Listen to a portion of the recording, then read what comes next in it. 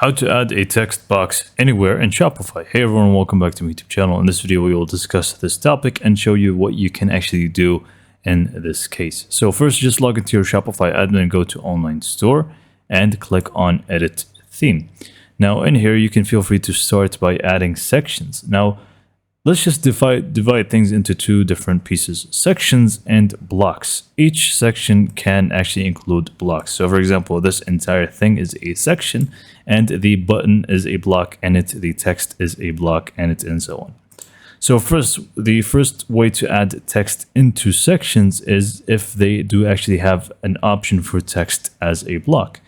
So to check that, you simply just want to click on the arrow next to any section, for example, this hero section, and you should be able to find add block right beneath it. So you simply click on that and you should find some text options. For example, just normal text or heading. So you can just select text here, for example. Make it say whatever you want it to say. You can change the size of it, as you can see, make it bold, whatever it may be. So once you're done with the setting up portion of the text, you can feel free to move it down or up as you like by just dragging and dropping it like so.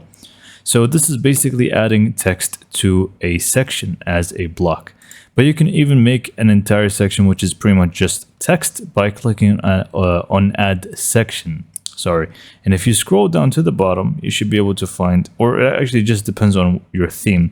But for me, it's right at the bottom here. I can see icons with text, multi-column, rich text. I'm just going to add this one, for example.